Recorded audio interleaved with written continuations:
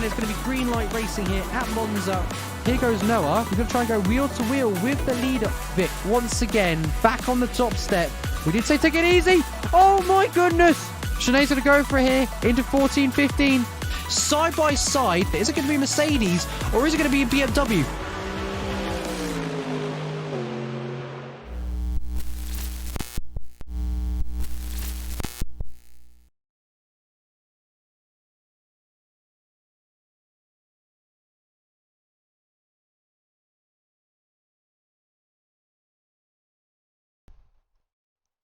There we go. All right. Well, hello everyone, and welcome to another round of racing here at Phoenix Simsport.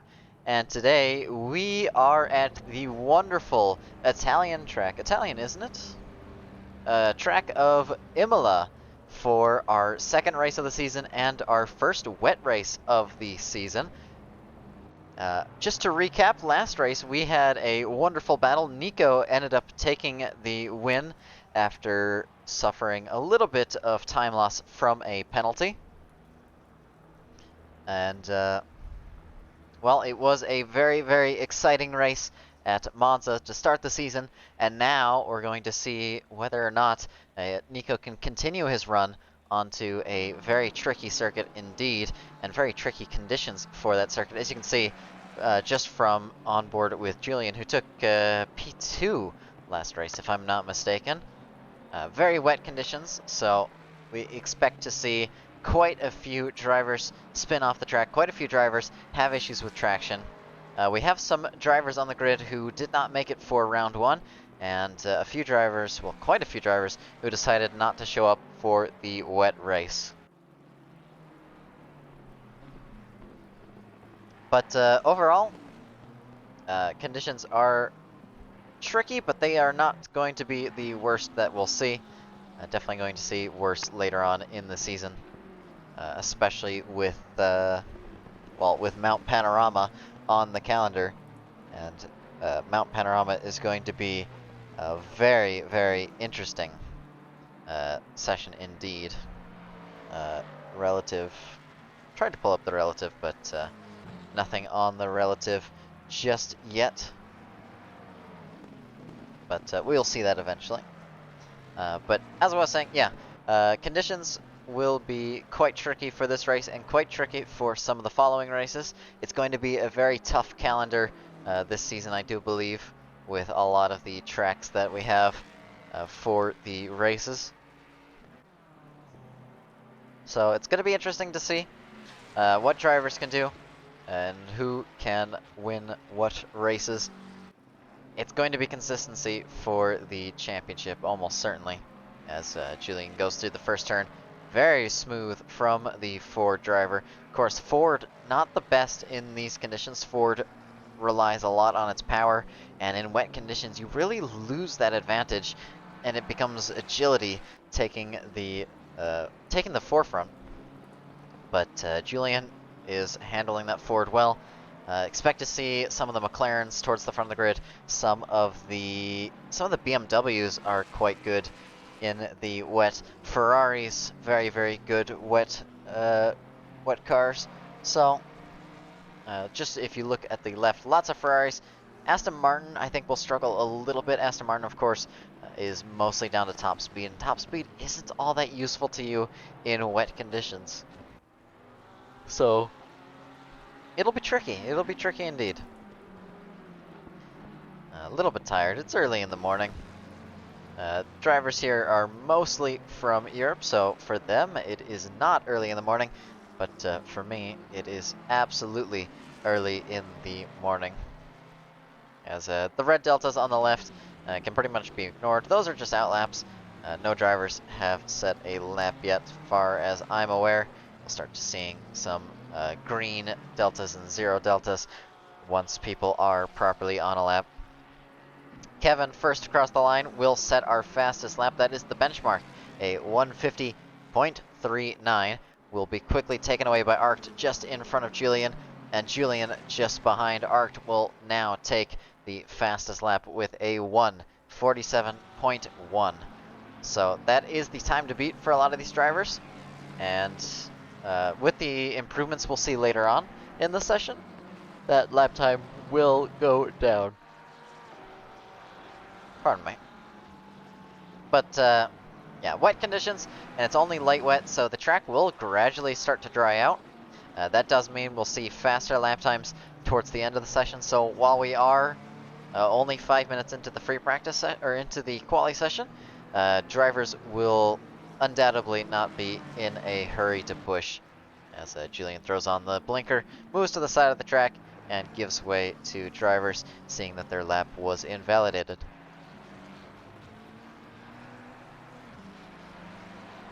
Their teammate Friedrich is currently on the fastest lap delta right now. 0.3 up, 0.4 now as they go through the hairpin. Loses time on exit, so that lap time will be dropping a little bit. Might see 0.2 by the next corner. No, stays at 0.3. And through the next corner is a sweeping left-hander. Quite a tricky corner to get right, especially in the forward, if I can actually get the right camera. But you can see just how tricky the track surface is as he goes all over the curb and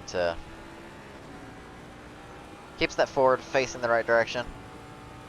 This is the riskiest section of the track, just for the fact that you can see how loose it is on the wheel, just for the fact that those curbs are mandatory and very, very slippery when wet.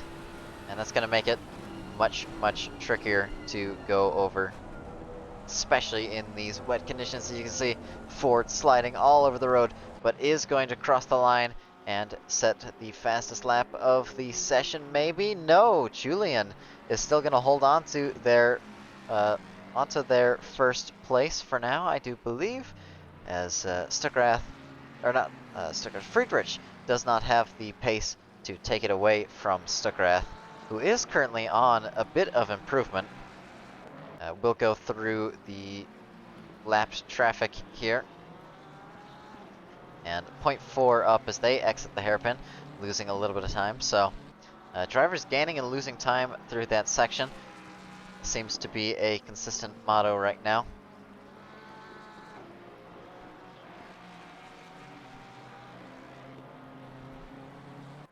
I think his blinker is stuck on for some reason. Don't know if he knows that his blinker is on, but I can imagine that's a little bit disorienting for the drivers behind to just see a side blinker on like that. Interesting to note that the Ford's rear brake lights actually hide the blinkers from view. American car design at its finest, and it does make it a little bit trippy for some of the cars behind. Can potentially, if you have both of the blinkers on, make it appear like you are braking when you are not. Nico will set the fastest lap of the session, but if Stuckrath holds this pace, he will set the fastest lap, but he's not going to. He's going to spin off the track and hit the barrier on the last possible corner. So that's Nico up into P1, and the commentator's curse, taking Julian straight to the pit lane and telling him, no, you've got to do a lap later on. That's not going to be the one.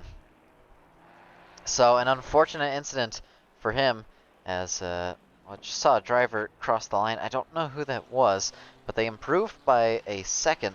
So great improvement for them to cross the line. And might have been Andrew? Or they might have just returned to the pit lane. Ivanov has just crossed line P15. Andrew Taggart just in front on a little bit of improvement. That will be enough for him to take P13 if he can hold on to this pace. Driver in front of him is Keppers, who has competed for a podium position before. Andrew Taggart, of course, wasn't here for most of last season, so it's nice to see him back on the grid, and looking forward to seeing more racing from him. Nico in P1 is currently improving his lap time. We won't go and look at that unless we see any sort of competition, but right now it's Nico just building a gap, making sure that the job of taking away his pole position isn't the easiest thing in the world. And there's a couple drivers today who do not have liveries. I think it's some issue with my awesome sim racing, or maybe it was not uploaded properly. I'll have to go in after this race and make sure that everyone's livery shows up properly. So apologies if your livery does not show up. Speaking of the liveries that are not showing up, Ivanov currently on improvement. Senator Taggart goes off the track, which does mean he is under threat from Ivanov, who is going to improve by 1.5 seconds. As it goes through the final corner, very slippery. He's going to lose a bunch of time, but it is going to be enough to take the position away, but it's not as good as it could have been. Ivanov, of course, a driver who has proved some prowess in slippery conditions. Whether or not that will, whether or not that will be shown on display here is to be seen.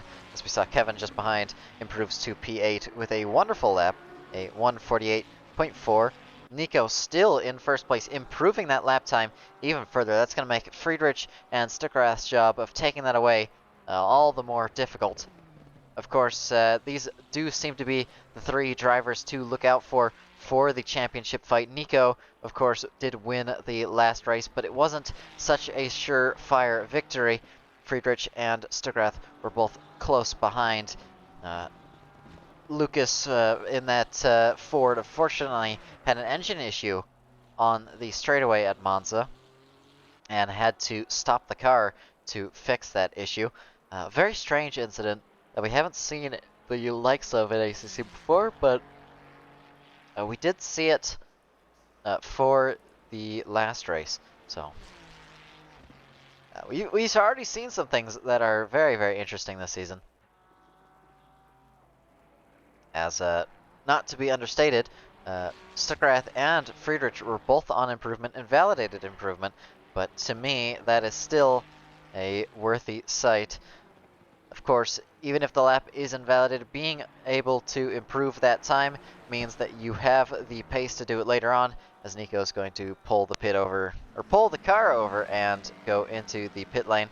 So it's Friedrich across the line, and now he's going to try and set a valid lap to challenge for pole position, or potentially even take away pole position. As he slides through the first turn, that's not going to be great for his lap time, as he goes down. He goes down less than a tenth. It's not as bad as it could have been, but 0-0 for right now. And now down 0.2. Next driver on improvement is Stuckrath, just in front of him. I believe Stuckrath has just taken away the position from his teammate. Let me get the stream chat up so I can actually... There we go.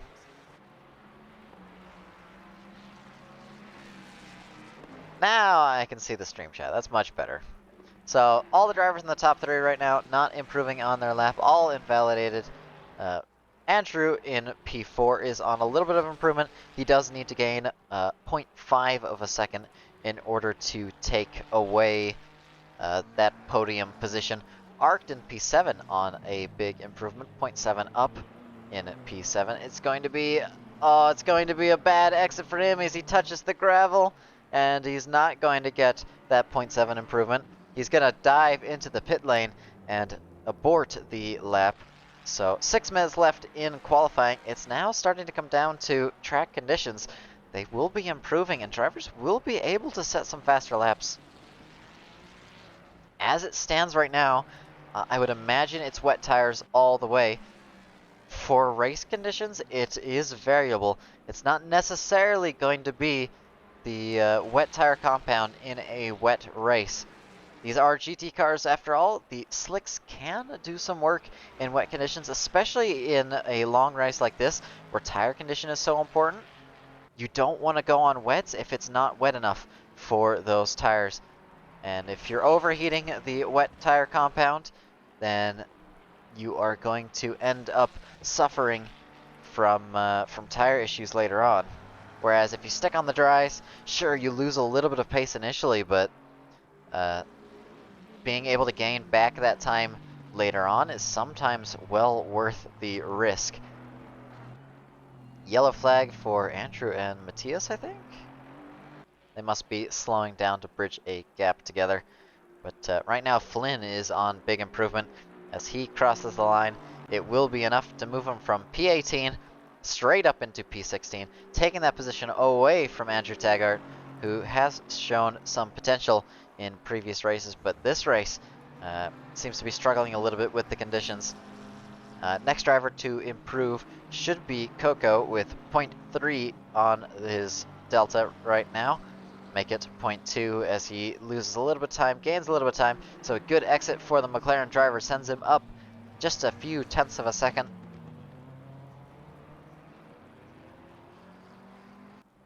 And Anthony in P24 on big improvement. We'll try to keep an eye on him, see where he ends up. I believe lap times are glitched for Kevin. That's saying he's up 10 seconds, and I think being up 10 seconds would be enough to take a dry pole position, let alone a wet pole position. So a little bit odd there. Coco does not improve on his lap time so far. 0 seconds as he goes through the final sector. So just messing up a little bit and losing that lap time. Friedrich is the next driver on improvement. Of course, he does not need to improve too much, but he still does need quite a bit of improvement to take away pole position. He needs 0.5 of a second, I do believe. So we'll stay on board with him, see if he's able to achieve that. I do need to go fix something real quick, so I'll continue commentating while I do that. But a little bit of time gained, goes through the very, very tricky corner, one of the most difficult corners on the track, and it leads into the third sector. Possibly the most difficult corner of the track, but not the most difficult sector. Some very, very forgiving corners through that section of track. Nearly got it sorted out. I think he is crossing the line now, but I won't be able to see it just yet.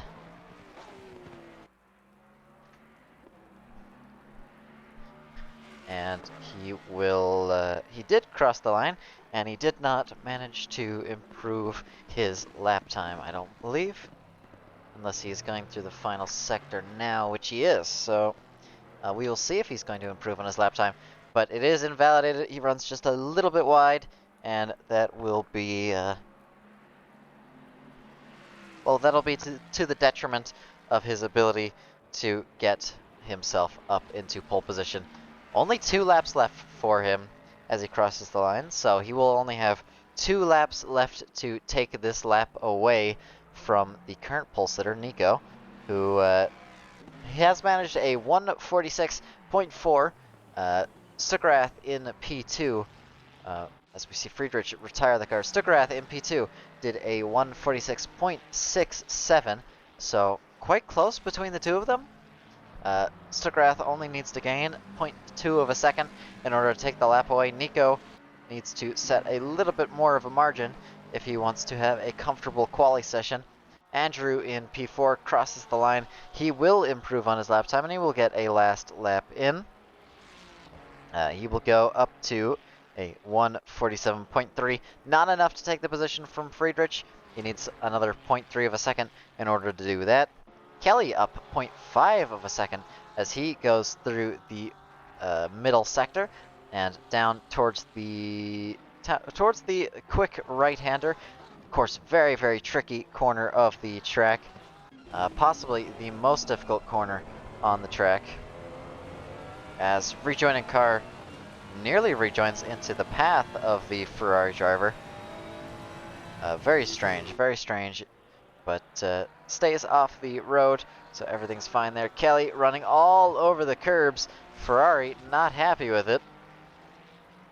Of course, the Ferrari has one of the worst suspension models in ACC, as opposed to its real-life counterpart, where this car is set up for amateur and experienced drivers alike, with very, very good suspension that makes it quite a machine at the Nordschleife, but not in ACC. And Kelly running a little bit wide there, lost the lap time. He will be able to cross the line and continue to push for the fastest lap. But right now, those are the gaps. You can see it on the left of your screen. A 146.465 for Nico. 0.205 for Stuckrath just behind. So gap is 0.2 of a second, and 0.2 of a second is all Stuckrath has on the timer right now. So he may well improve and take pole position.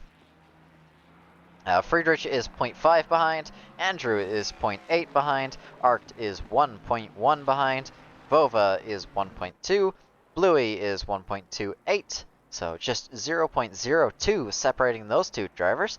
Very, very slim margins as Vova goes to the pit lane, so he will not get another lap in. Andrew will not get another lap in. Oliver Flynn will not get another lap in. Kelly returns to the pit lane, will not get another lap in. So several of the top 10 now finishing their session early. Keppers crosses the line, he does not improve. Rivera still on a lap. Melwin finishes his lap and returns to the pit lane. Friedrich and Nico are both done with their laps, and Stuckrath right now is still fighting for his lap right now. But 0-0, so he will need to improve through the final two corners. It's possible for him to do so, but it's going to be especially tricky for him to find that improvement as he goes through the final corner. We might see 0.1 of a second gain here, but that slipstream from his teammate is going to be influential potentially.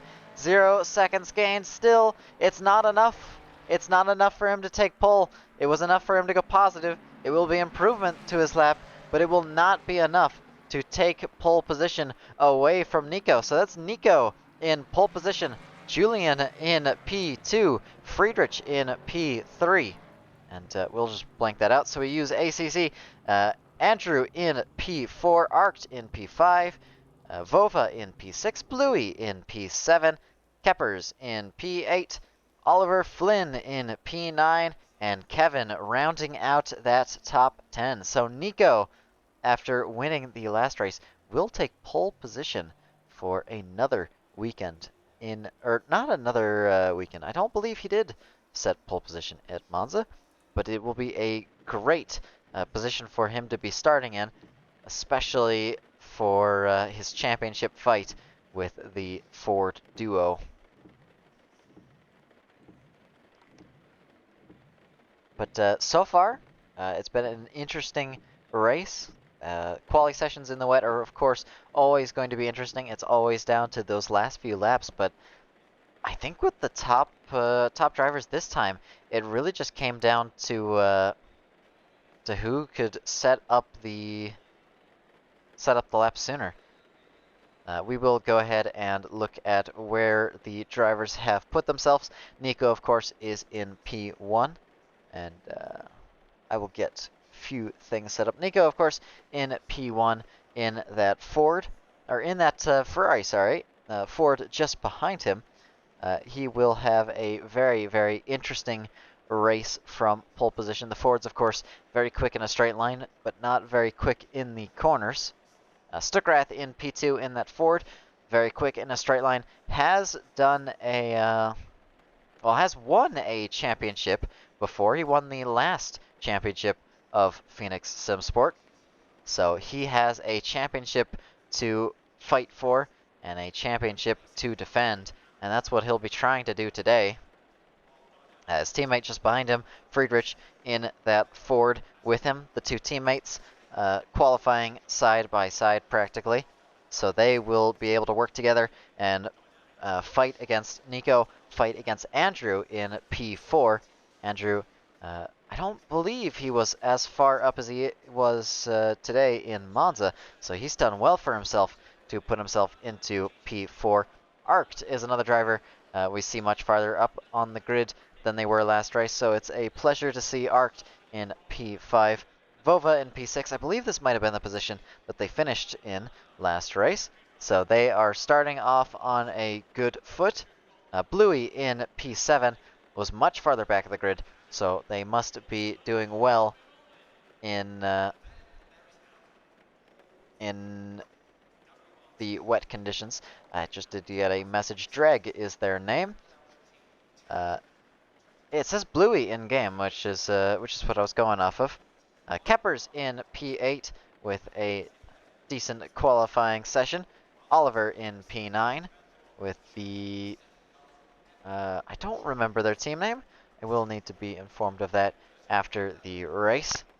Kevin in P10, rounding out the top 10. Of course, points go all the way down to P20. I believe Julian had pole in Monza. And Kelly in P11, much better qualifying performance than we've seen from him recently. So hopefully he can turn that into a good result for the race itself. Elijah in P12, one of the new drivers to Phoenix Sport, with a good qualifying position. P12, of course, is great points for the championship. Webby in P13 with a brand new livery. Very, very clean, simple McLaren livery based off of the Formula 1 livery. Very nice to see. Coco in P14 in the McLaren in the Surf School, the Avantera glass, I don't know. Aspondent? One of those sponsors is their main sponsor, and they will hopefully be pushing forward through the field. I believe we saw a little bit of movement forward in Monza, so we should see similar here. Ivanov is a driver who's proved themselves in wet, tricky, unsteady conditions. So we expect to see them move forward as they go from P15 at the start. Next driver on the grid is Oliver Flynn, our past commentator from last season. Livery did not download properly for me, so it is unfortunately missing. Andrew Taggart in P17 with one of my personal favorite liveries on the grid, the wonderful Phoenix Sport McLaren livery. And it's a pleasure to see it back on track yet again. Antonio in the Porsche in P18, another livery that did not download properly for me. So hopefully I will get that sorted out by the next race. And Yuzubi should get it sorted out for screenshots at least after the race, if he decides to take screenshots. Otherwise, I'll end up being the one taking the screenshots. Spinner in P19 with the wonderful 757 Motorsport Porsche. Kiri in the Fox Hunt Porsche, just beside him. And, oh, Bluey is the team. Okay. So this is Dreg in P21. Okay. So that means Sarobin? Oh, I hope I'm not butchering that. So Sarobin is in P7, teammate to Dreg in P21. That makes more sense now. And Thondir in P22 in the Fox Hunt Porsche as well. Joe Viper in P23. Again, another livery that just did not download for me. I'll get that sorted out for next race. Chinmay in the number 22 McLaren, rounding out the top 24 positions. Anthony in P25 in a default liveried Porsche, just a simple white car. The number 33 McLaren of Rodriguez in P26, and Anthony Kelly rounding out the grid in P27. Points, of course, go down only to P20, so drivers will be fighting for scraps down at the back and fighting for top points up at the front. But drivers are all getting ready to start this race. Nico leading the field, followed by Stuckrath and then Friedrich, who will undoubtedly be trying to chase him down with all that they have got. Manufacturers on the left tell a very clear story. A lot of the Ferrari drivers are feeling confident today. The Fords are also feeling quite confident. McLaren's all over the grid, so McLaren is a little bit of an unsteady car, quite a difficult car, but if you can get it right, it is very, very quick in these conditions. BMW, another car that rewards you for good driving. Ferrari should be a very, very smooth pick for today. It's definitely a Ferrari track, Ferrari conditions today. Ford is going to be quite difficult But Stuckerath and Friedrich are up to the task, no doubt. And Porsches, of course, do thrive in wet conditions, but that thriving comes at the detriment to their stability and controllability. Porsche, of course, very, very unstable, and that would be why you see them farther back on the grid right now. But it should be a good race, and it should be a very fun race to watch in these conditions.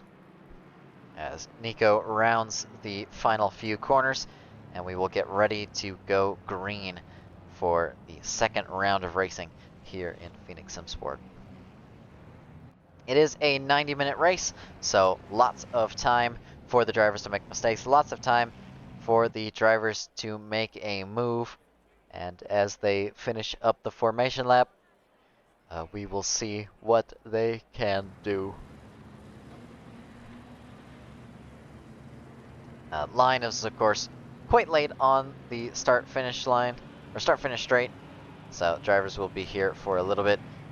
I think you can see both Fords dragging their brakes, getting as much temperature in as they possibly can, and that is a very wise decision in these conditions.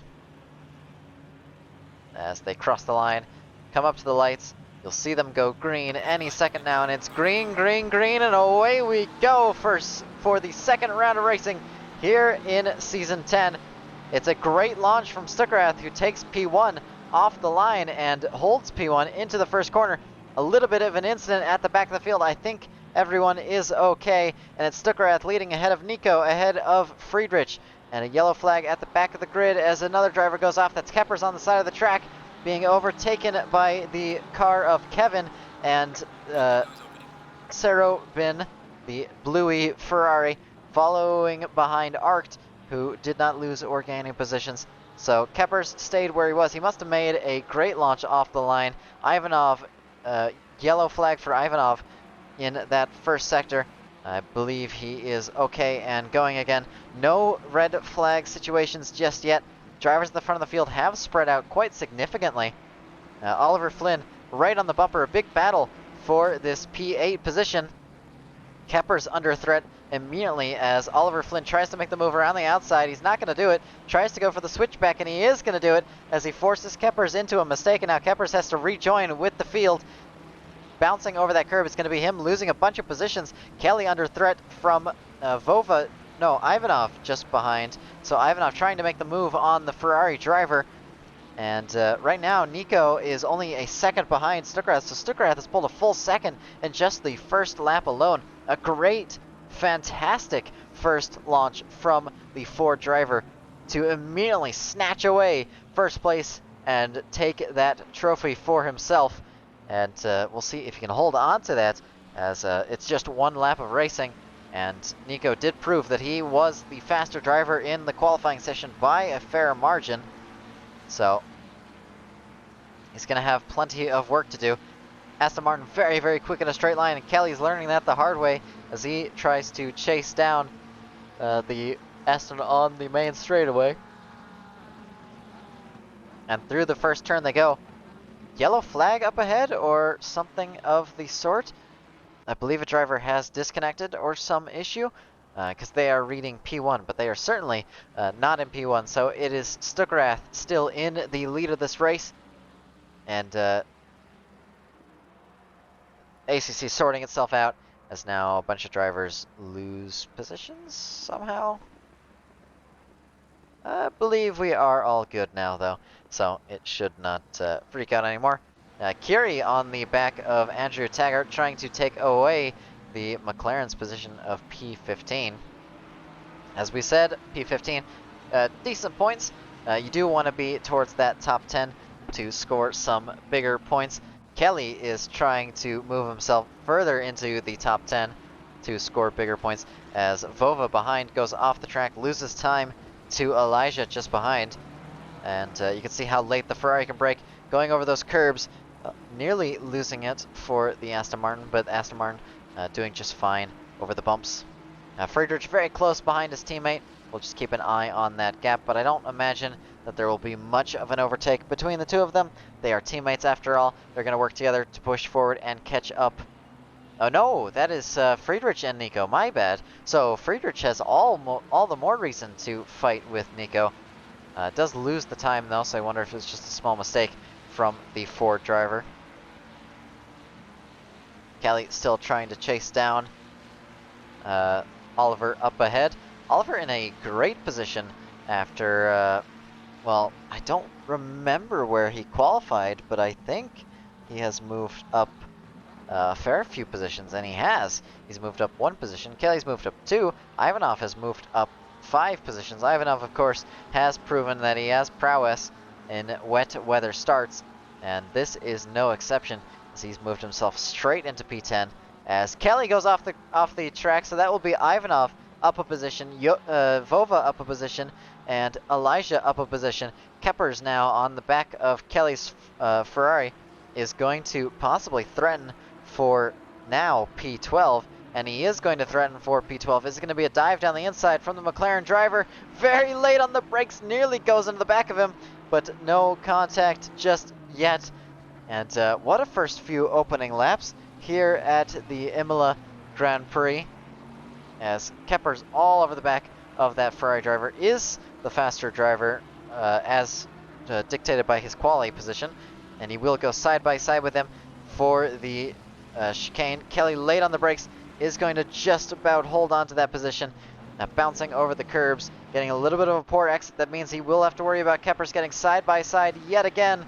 So it's going to take late braking from the Ferrari driver. Is he up to it, or is he going to give way and just chase down Keppers? And it is going to be him giving way, conceding the position, knowing that he can't hold it, can't fight for it. So now he will have to fight for it at a later time as they go down the straightaway with just 0.2 of a second margin separating them. McLaren should be quicker on the straight line though. How much quicker is the question? How much wing does that McLaren driver have? And the answer is not that much, as he is gaining time despite Kelly being in that slipstream. So lots of straight line speed from the McLaren as he goes off at turn 1. That low wing is definitely not going to serve him well, and it's going to lose him the position as Kelly takes back P12. They're going to be losing a lot of time fighting with each other, as I think Friedrich made a mistake, because Friedrich is 3 seconds behind Nico now, and Nico is closing in on the back of Stuckrath. Stuckrath still with the fastest lap of the race, but not by much, and it only takes 0.1 of a second for Nico to close in on that first place driver. Right now, Kelly is still under threat from Keppers behind, a little bit less now than he was earlier, as Keppers keeps making mistakes, and I think that's just down to the low wing setup that he's using. You could tell that he's using a low wing setup by the way that the car drives, by the way that he was handling the first few corners and handling the straightaway. Very, very bold strategy, but whether or not it'll play into his hand is yet to be seen. Of course, the McLaren can get away with it, but it is a very, very tricky car to drive, especially on a low wing. Arct is closing in on P4 on the back of Andrew, so Andrew not doing as well as he would have hoped, and Arct is trying his best to take advantage as he crosses the line. Nico takes the fastest lap of the race with a 1:46.28, so fastest lap now is 1 point something, about 1.5 ahead of Stuckrath's best time. So Nico is closing in steadily on the back of that pole, or front-running driver, not pole position, because Nico set pole position, but Nico didn't manage to hold on to that pole position, losing it at the start. We might be able to get a replay, might not be able to get a replay, and I don't think we can get a replay for that. But very, very interesting fight so far. Nico is closing in on the back of Stuckrath, so he will go on board for a little bit. I think Stuckrath's starting to make mistakes, starting to feel the pressure, and it's hard not to feel the pressure when you have a driver like Nico behind as he makes a mistake. So it's really going to be down to consistency. It's like I said in the qualifying session, it's less about being the fastest driver and more about being the fastest driver consistently. Because you can be as fast as you want, but if you're not able to hold that pace, you're really not going to be able to do very much in the race. So drivers are going to be competing just to see who can stay on the track, stay in the lead for the longest period of time.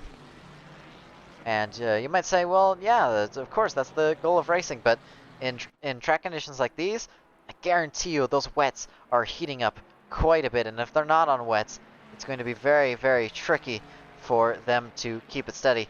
As the driver dives into the pit lane, I wonder who that was. I believe that was a driver farther forward of the field diving into the pit lane. But I don't think we'll see who it was. It's not showing up on my Delta. Lily, are you here? I am. That was a shockingly clean start, was it not? It was, yeah. Only minor taps at the start, so far so good. Yeah, drivers all keeping it together and staying within the track limits for the most part. We've seen a couple drivers drift wide. My thing is saying there was a drive-through cleared for the number 2 car. Yes, he had a drive through to Seb. Oh, okay. That's what that means. There was another driver with a penalty, was there not? Nope. He was the only one that joined the session today. He was the only driver serving their penalty, so that will mean that he doesn't have the penalty for the next race. Of course, drivers involved in incidents in Phoenix Motorsport will get assigned penalty marks along with their time penalties. Those penalty marks will add up into additional penalties. So for a certain number of marks, a driver will have a drive-through put on their license. Drivers will have quality bans put on their license, and eventually up to a race or season ban should the driver be in violation of the rules for a long enough period.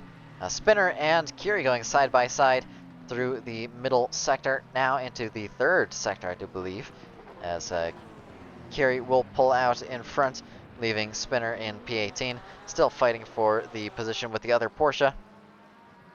And I believe this is battle of the front-running Porsches. So in their manufacture, they are the fastest drivers right now. And I believe I have the hiccups as well. Arced right on the back of Andrew, fighting for that position. And you can see from the onboard, it's not that wet, honestly. There's not a lot of rain being kicked up onto the visor, there's not a lot of spray from the cars in front. So, I think the conditions as they are right now may well even lend themselves to the dry tire compounds. Wet tires will be struggling for any sort of cooling, and you'll see drivers go off the racing line just to cool those tires. So difficult conditions for the drivers today, and it's really going to be about keeping the tires in their operating condition. Nico very, very close behind Stuckrath, so Stuckrath, who did have a wonderful lead of this race, is now under threat for the lead of the race. And they will be very, very close behind each other for this P1 fight for quite a bit. Nico's been closing in. He's been closing in steadily. I think this is the Ford's fast sector. So you'll see them get quite close in the middle sector, drop away in the final sector, and then close back in through the corners. Of course, Ford much quicker in a straight line, Ferrari much quicker in the corners. It will make Nico's job of overtaking much more difficult than it otherwise would be, and that'll make Stuckrath's job of defending a lot easier than it otherwise could be. Yellow flag for Rodriguez and Anthony, as potentially a collision between the two of them in P21 and 23 respectively. P22 not involved in that, I don't believe.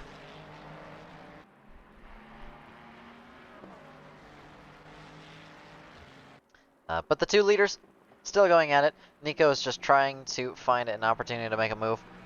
But as long as Stuckrath doesn't make a mistake, which is easier said than done, we've seen mistakes from both of these two drivers so far. But as long as he doesn't make a mistake, there's really not a lot Nico can do, because he can get as close as he wants. He can trail right behind that Ford, but the Ford is always going to have more speed on the straightaways, and is always going to be able to defend the inside line. And that's going to make Nico have to think a little bit more about what he wants to do and how he wants to do it. It's going to take a risky move from the Ferrari driver to take the position, and not necessarily a safe move. But, I mean, the following distance is incredible for these conditions. At least speaking from experience, the closer you are to someone in the wet, the less spray gets kicked up onto your window, because there's less time for that water to get kicked up to your window's height. If you're following right on their bumper, all the spray will hit your front bumper, and you really don't have to worry about it. As Nico dives down the inside, off the track, onto the gravel, that's going to be him gaining a position and losing the position in one fell swoop.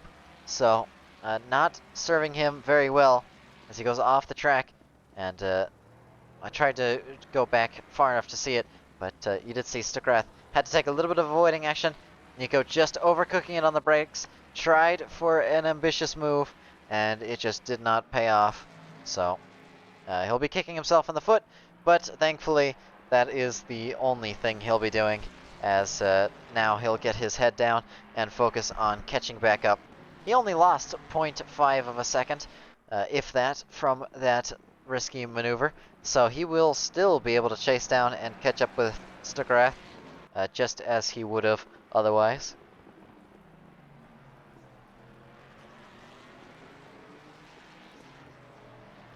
And drivers spreading out a little bit. There are several drivers who are close to each other, but the closest right now is this battle for P1, and that means we're not going to be clicking off until we see some sort of resolution to this. Of course, Nico is the faster driver by about a tenth of a second, or about a tenth of a lap, sorry. A tenth every lap, and he is closing in. And when you're fighting within a second like this, a tenth is a huge amount of time, as Nico loses way more than a tenth. He loses a full second with a big slide out of the chicane, and that's going to allow Friedrich to close in behind and potentially give him a little bit of a confidence boost, a little bit of a morale boost that he needs to push forward and catch up with Nico. Of course, him catching Nico would be great for his teammate, would be great for him in his championship standings. Stuckrath and Friedrich, both fighting in the team championship this season, are currently in the lead of the team championship, and I can't see that changing anytime soon unless Nico finds a teammate so late on in the season. Stuckrath on lap improvement. Nico is not on lap improvement, so Nico is closing in still, just a little bit at a time. 1 second now separating the pair of them, as that gap slowly dwindles. Coco in P16, closing in on the back of Andrew Taggart. I'm keeping an eye on the gaps for P1 to see if we get any developments there, but this is the battle of the two McLarens fighting for P15. P15, of course, is fine points for the championship, fine points for the team championship, and I don't think either of these drivers are fighting for either the team championship. So it is purely down to who can outscore the other, and the Espondent McLaren closing in on the back of Andrew still. We're going to go back to Nico, as he is right back to where he was only a lap or so prior. Will he go for the same risky maneuver as he did before? I can't see him trying it twice, but you never know. You never know.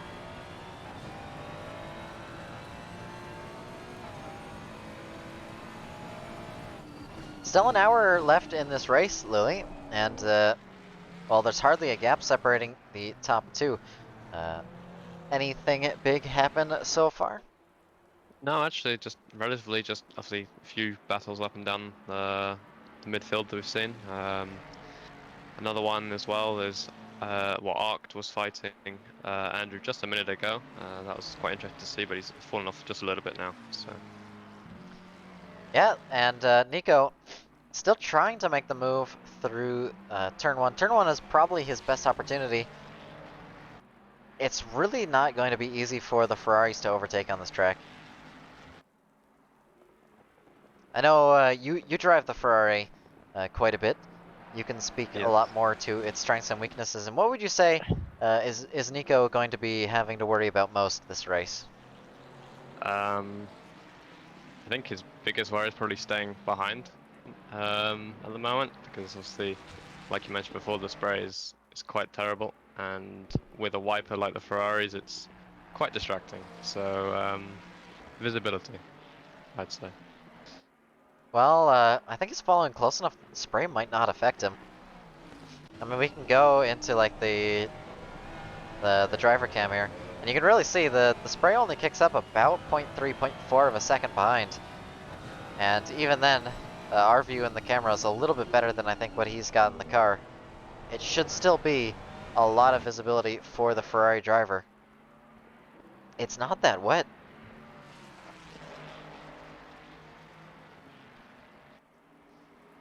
The wet conditions are not playing as big an impact as I thought they would. Nico, very, very close behind the Ford. This might be his best opportunity to make a move yet. As he goes down the main straight, 0.3 behind. Is it a better exit for the Ford or a better exit for the Ferrari? And it's a better exit for the Ferraris. They close in 0.2 of a second. Should be 0.1 by the end of the straightaway. Maybe even 0.0 if they are lucky. As that slipstream, quite strong. The Ford puts up a big barrier to stave off the air. But it's not enough, and Nico has to stay behind for now. That's a worrying prospect for the Ferrari as he goes down the inside, so it's a good exit from Nico. I shouldn't have spoke so soon, and tries to hold it down the inside, has to back out and give way and let Stuckrath take back that position.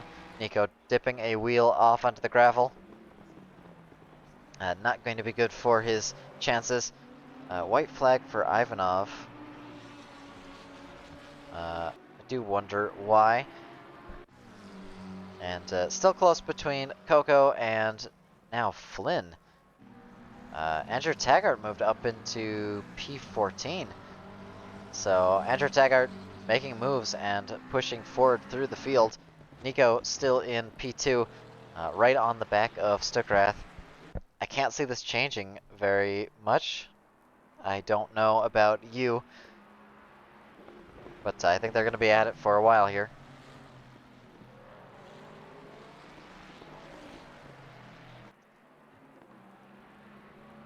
But not many incidents so far.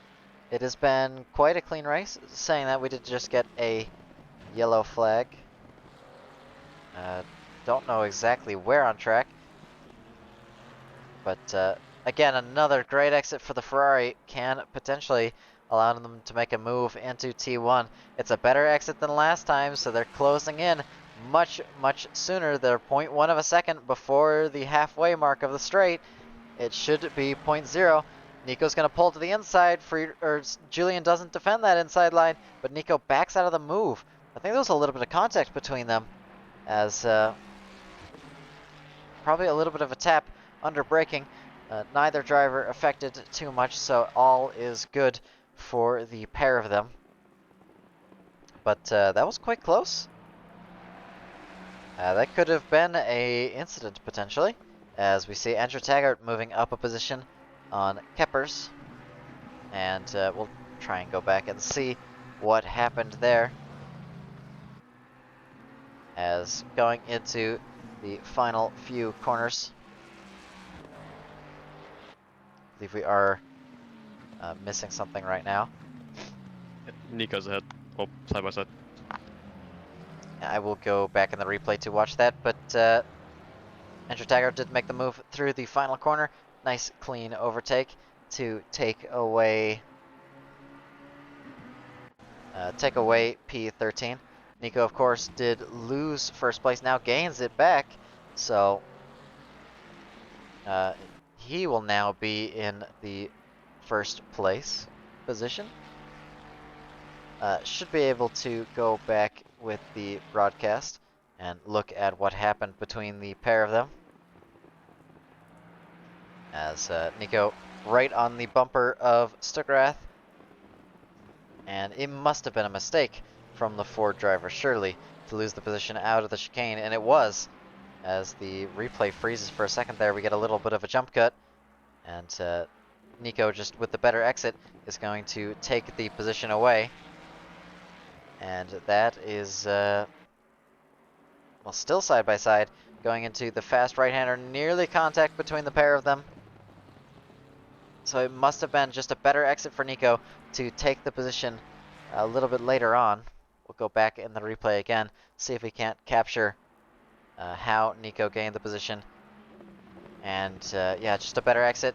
Gets them side by side into the chicane, and that chicane does favor that inside line. And Nico's going to take away pole position, or take away first place even, and run away with the lead of the race now. So Julian's going to have to put up a few good laps here in order to fight back and take that position.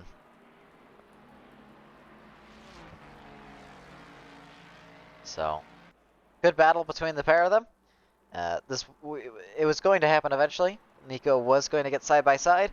It was whether or not Julian was going to be able to defend, and now we know the answer. Julian just didn't have the exit to defend.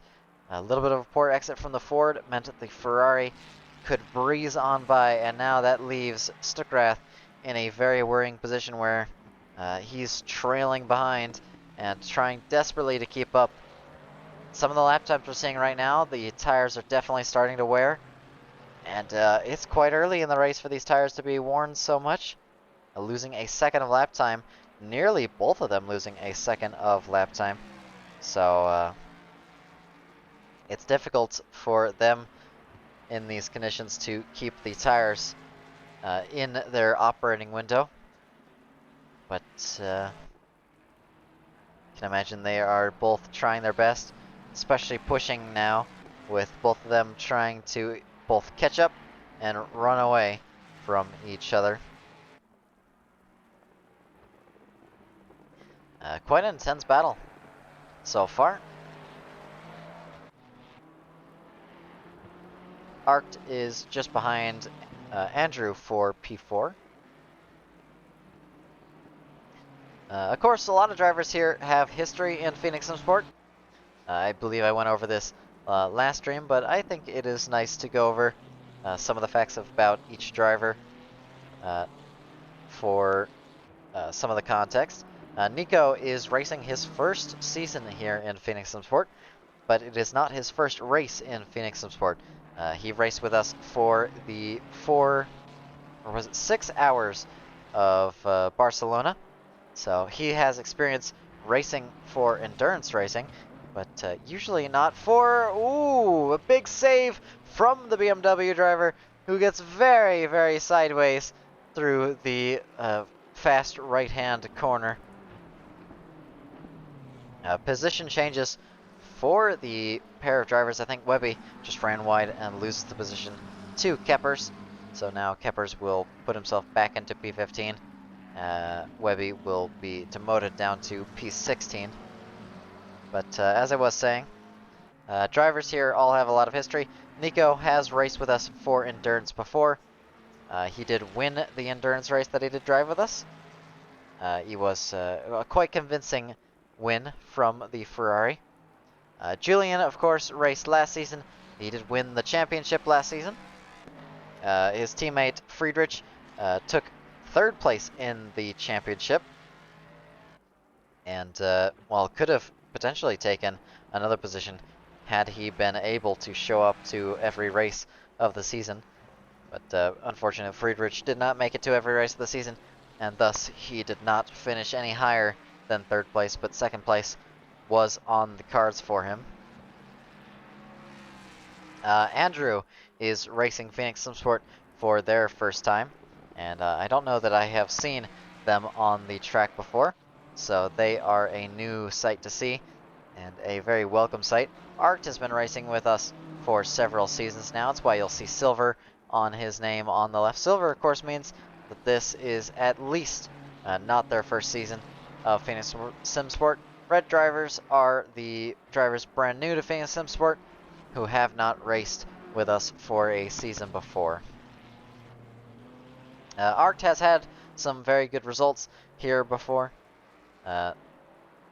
this will be one of his better performances if he's able to hold P5 or potentially even move up into P4. So he will no doubt be chasing down the Ferrari in front and trying his best to nab himself a few extra points. Sarabin, I think is how you pronounce your name. Another new driver to Phoenix Sport. I don't believe they raced with us last race, so this is their first race of the season in that Ferrari, and they are right on the back of Arct, trying to take away P5, which would be a very nice performance for them. Kevin just behind in P7, not to be mistaken with Kevin. Two Kevins on the grid does get it a little bit confusing, but this is Kevin Rivera instead of Kevin Barfield. So they are brand new to racing in Phoenix Sport, and they're doing well for themselves in P7. Oliver Flynn has been racing with Phoenix Sport for quite a long while as they go over the curb, and that will lose them a bunch of time to Keppers behind. I think Keppers is being lapped by them, because the next driver behind is Ivanov, so Keppers has found himself down a lap. I think he has served his pit stop. He has served his pit stop.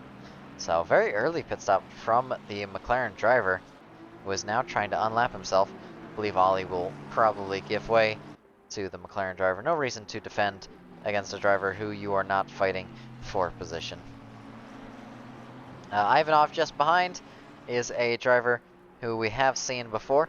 He did actually take a temporary first place back in Season 7, at the end of Season 7, in the old Aston Martin. A wonderful performance in wet conditions, and he's proving his wet prowess today in that Lamborghini as P9 for the driver who was barely in the top 10 last race, showing a big disparity in his experience in different weather conditions, and you can tell he's put a lot more time into wet weather than he has into the dry. Elijah just behind another new driver to Phoenix Sport. Driver we haven't seen a ton of, but did make it onto the stream a few times for Monza, so they are not completely new to the stream. Vova, of course, another new driver to Phoenix Sport, did start in P6, has dropped back significantly, so I wonder if mistakes or possibly incidents have dragged them backwards. Kelly, a driver who's been racing since Season 1, I think since Season 1, he's the driver with the most completed races in the entirety of Phoenix Sport. He has the most extensive record for race starts, and he has some of the most experience of any driver on the grid, especially for any of the midfield drivers where he currently resides. And that means in wet conditions, difficult conditions, unsteady, cold, hot, anything awkward, he tends to do a lot better than if it is just a generic, dry, clear, perfect condition race.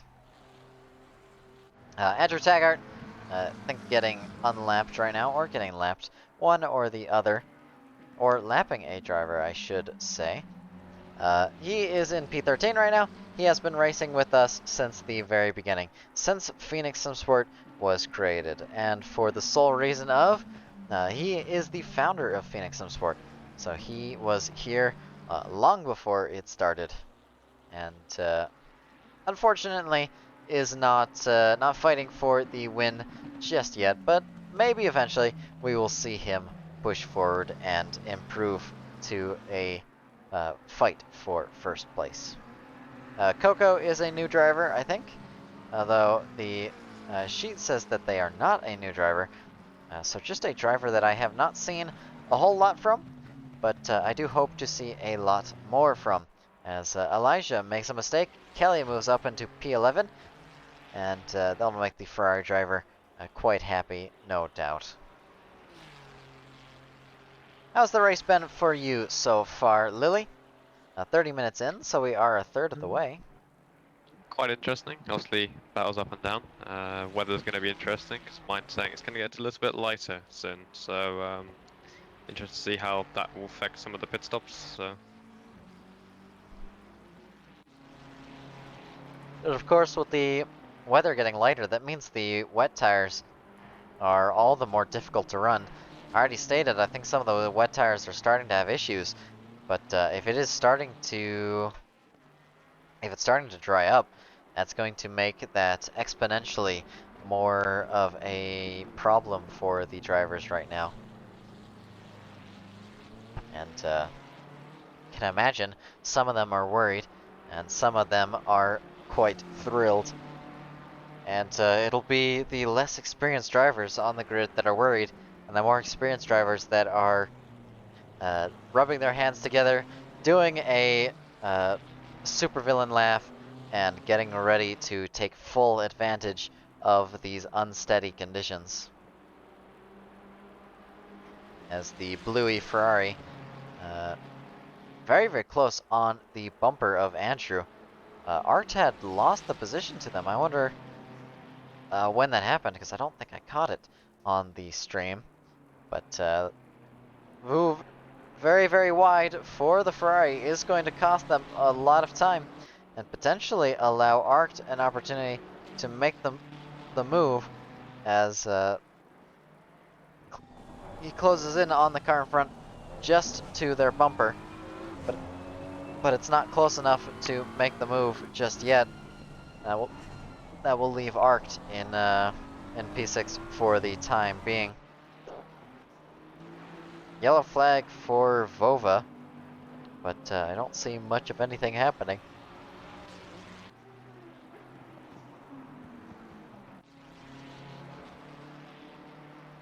It's definitely slowed down a little bit. It is not it's not the race that we started with, but it is still a race nonetheless. And it really has settled down, a little bit more peaceful. It's just going to be a strategy battle of who can do what.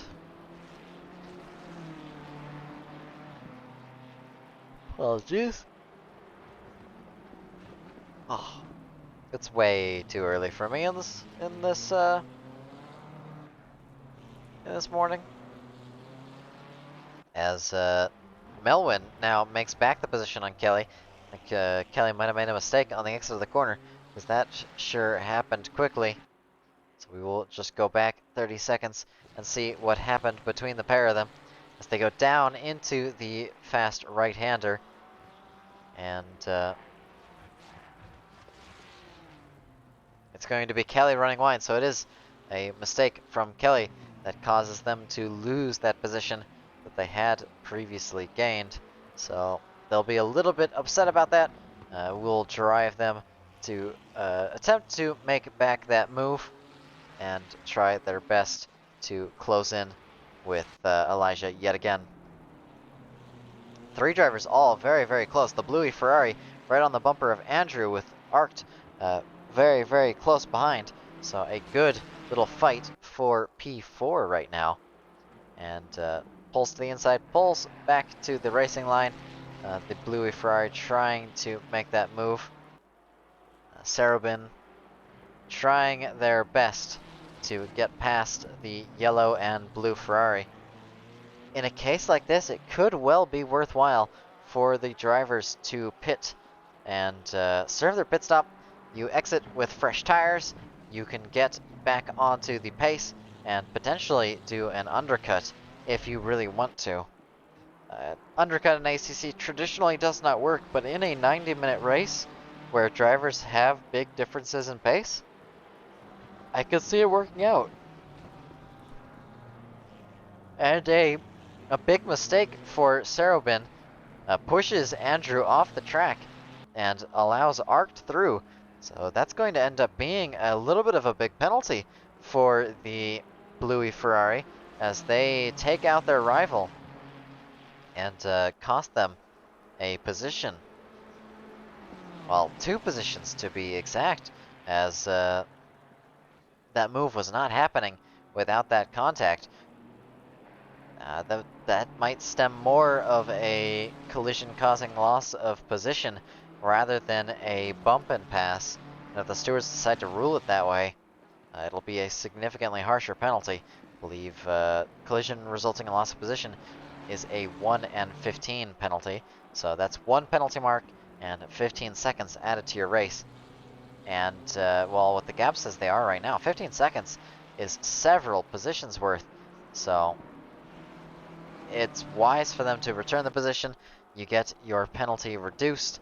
And in this case, it would end up being something like a 1 and 5 penalty for loss of 1 position with the reduction. As Nico spins off the track and loses the position to Julian, loses the position to Friedrich potentially, as Friedrich closes in and passes the practically stationary Ferrari and takes over P2 of the race. So Julian, a very, very lucky P1 right now, and Nico just losing it on exit. I think he was a little bit eager on the throttle, and that's going to cost him big time as he tries his best to rejoin the track, but just keeps spinning the car over and over on that wet grass. And that's an example of just how bad the conditions are right now. Just spinning the tires, spinning the tires, spinning the tires, and all of a sudden you're facing the opposite direction of the way you wanted to be. It's tragic for the Ferrari driver, who now has to settle with fighting for P2 instead of running away with P1. It's going to take a bold strategy to fight back and potentially even challenge for the race lead, but it's not over just yet. It was the gap that he bridged in 30 minutes, and there is still 50 minutes left in this race, which means there is more than enough time, if he gets past Friedrich within 10 minutes, for him to fight back and catch up to P1. So it's not over yet for Nico. It's not over yet, but it does mean he has a very difficult job ahead of him. And the first order of business is passing Friedrich. If he can't pass Friedrich, nothing else will work. And, I mean, he's definitely trying. You can see in how he's driving, he's going to have to push flat out for the rest of this race. And he's not going to get much of a break. He's going to be stuck either in P3 or trying to desperately chase down Stuckrath for P1. What happens, though, is really up to this battle between the two of them. And this is the race-deciding battle right here. This decides whether or not Stuckrath wins this race or Friedrich holds off Nico long enough for his teammate to take away the victory and snatch away some desperately needed championship points. Nico dives to the inside, dives to the outside. No space for him to pass the Ford driver, who is making that Ford even wider than it already is. And with a wide car like that, hard to argue that defending is not made just that little bit easier, especially when you're so good at making the car take up a majority of the track. And Nico tries for a move around the outside, might go for the switchback. No, holds it around the outside. A wonderful move. Gets a little bit squeezed onto the curb. I don't think Friedrich was expecting him to hold that line and hold it so well. Nico dives on the brakes, very, very late on the brakes, very, very close behind the Ford driver, practically pushing him out of the corner. In fact, is pushing him down the hill. So a bump draft between the pair of them in the wet conditions. Nico dives for the inside, takes the position. Friedrich goes off the track to hold that position. It's going to be side by side down to the chicane, and the pair of them are still side by side. Nico just in front on that inside line is going to take back the position. Friedrich is going to fight for it on the exit with a nice exit, but it's not going to be enough. Nico holds that position, and a great line from him. And now he's got 12 seconds to catch up to Stuckrath. It's possible, it's doable. He has done what he needed to do, and now it should take him about 40 minutes to catch up if he continues at the pace that he was going before the spin. So it's not over yet. It's still possible for him to take that position and fight for the win of this race, but it's going to be such a difficult run for him to do so. And 11 seconds now for him to catch up. It's absolutely possible if we look at the gaps, if we look at the pace. So it's not over yet, and I don't think Nico would be satisfied with giving up and not carrying on the chase. Well, hello there, Konos. Welcome in.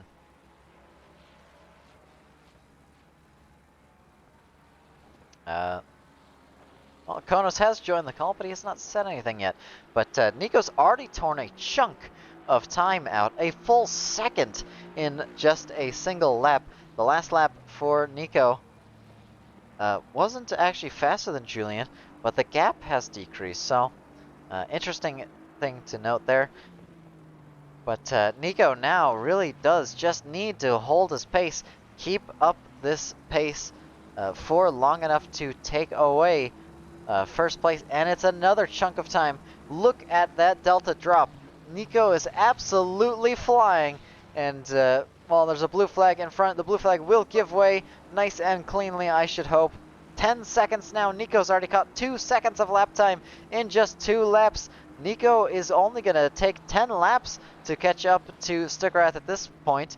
Stuckrath is going to need to pit and change the tires if he wants any hope of holding out for long enough to keep this position, as Nico is going to pass the lapped car around the inside. I believe that is Joe Viper losing that position. Position on track, not for actual race position. And less than 10 seconds now as Nico crosses the line. He is absolutely going to catch up with Stuckrath if he can keep this up. But whether or not he can keep this up is really the question to ask. Of course, he did spin because he was pushing through that middle sector. And that's going to shake your confidence. That's going to shake up how you drive the car through that section. Because obviously he doesn't want to repeat that same mistake twice. But you also need to push fast to that section. Section very valuable for lap time. Very important to get it right. And, well, that's a lot of stress for Nico, who's torn another chunk of time from Stuckrath, ripping it out of his hands, saying, this is not the gap that you have anymore. I'm going to take away this gap, and I'm going to make sure there is no gap remaining. And now 9 seconds. He's taken another second of lap time away from Stuckrath. Stuckrath goes off the track and invalidates his lap, like a little bit of a mistake, while passing one of the blue flag cars. And Stuckrath is going to be feeling the pressure immensely if he's watching the pace. I thought we just saw him losing a little bit of control of the car, but we did not. He's going to feel the pressure immensely if he is paying any mind to Nico. Nico now 8 seconds behind. That gap is closing in, and closing in. And boys, ladies and gentlemen, we have a race for the lead of the second round for Imola. As Julian dives in the pit lane, that's going to be influential. Friedrich into the pit lane. When is Nico going to pit? That is the real question. Nico can gain a lot of time with this, but he can also lose a lot of time if Julian or Friedrich decide to take a little bit of a risky strategy or take the proper strategy. Of course, Friedrich, if he doesn't change tires right now, he can end up back in front of Nico, which would mean Nico's brilliant job overtaking him was all for naught, and he has to do it a second time, which could be quite influential, and I could see the team trying that strategy. Of course, Friedrich is fighting for points just as much as Stuckrath, but I think they're both sort of agreed Stuckrath is the one to get the lead of the championship, as Stuckrath is, of course, higher on the table right now, and he is fighting for the fighting for his own championship defense. Of course, he did win the last championship, so he wants to win this one, and that is fair and reasonable to want to do. Now the question really is, how long did Stuckrath and Friedrich stop for? Did they try anything risky? And we will look at the last stop times. Stuckrath and Friedrich both went for the same strategy, so it's almost definite that they went for tires here. A lot of drivers with the 75-second pit stop, so 75 seconds is that margin of error that you need in order to be safe from being overtaken. And not the best relative.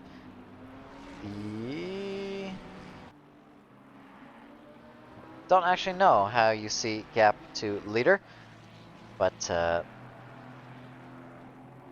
it's gonna be close. I think Nico is content on his set of tires right now to just keep on pushing, keep on chugging along, and seeing what he can do. Julian, very close to the back of Andrew Taggart, is going to make the move nice and cleanly. I imagine Andrew just gave way, and in fact, I'm almost certain that he gave way to Stuckrath here. No reason to fight a driver that you're not on the same pit stop as. Friedrich, or not Friedrich, Stuckrath is technically a full lap up to the McLaren driver in that regard, so there's no reason for Andrew to fight, and he realizes and gives way and doesn't bother doing anything silly. Top three right now have not pitted, and that leaves Oliver, Andrew, and Nico all with the decision of when do you pit and what do you pit for, because it's not necessarily going to be a very cut and dry pit stop. If you decide to change tires, whether or not you've been able to preserve your tires and can go a little bit longer on your current set, how much fuel you need for these conditions, as Arct makes the move on Cerebine and goes up into P7. Both drivers have completed their pit stop, so that is an overtake for position, and I wonder if Cerebine has just exited the pit lane with fresh tires. Fresh rubber, of course, is not as sticky and not as quick as a little bit of wear on that rubber. You need to wear in the rubber just a little bit, otherwise so much stuff, so much rubber and debris sticks to the tire that it is like driving on an ice rink. Andrew into the pits, that's going to promote Oliver up into a temporary P2, and my predictions right now state that Nico is going to pit and emerge in P1. Julian is going to be in P1. They're trading positions right now, so Nico might actually gain the position on pit exit. It's going to be incredibly close between the pair of them to see whether or not they actually gain the position. So you see the Bluey Ferrari closing on the back of Arc, still trying to fight for that position, losing a little bit of time on the exit of the chicane. Connection issues for one of the drivers as they disappear and reappear. Thankfully reappearing nice and safely. Stuckrath moves himself up into P3. It is a temporary P3. Of course, he will go up further in position. He was P1 when he first dove into the pit lane, and now he is desperately trying to hold on to whatever amount of time he can gain, because Nico is faster, and Nico is bridging that gap, slowly clawing his way into that front runner position. It's going to be a side-by-side pit exit between the pair of them, I think, whenever Nico does go into the pit lane. Nico running an incredible pace right now. And is no doubt going to be very, very happy with his own performance.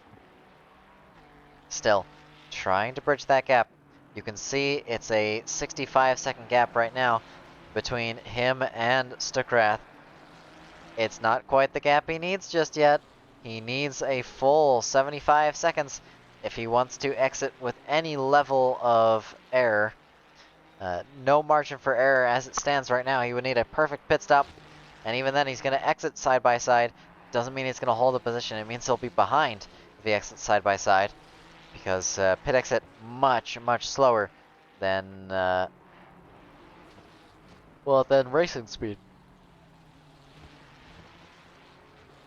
Ollie in the pit lane will lose the position to Stuckrath, so that's Stuckrath into P2 as Ollie is stationary in the pit lane.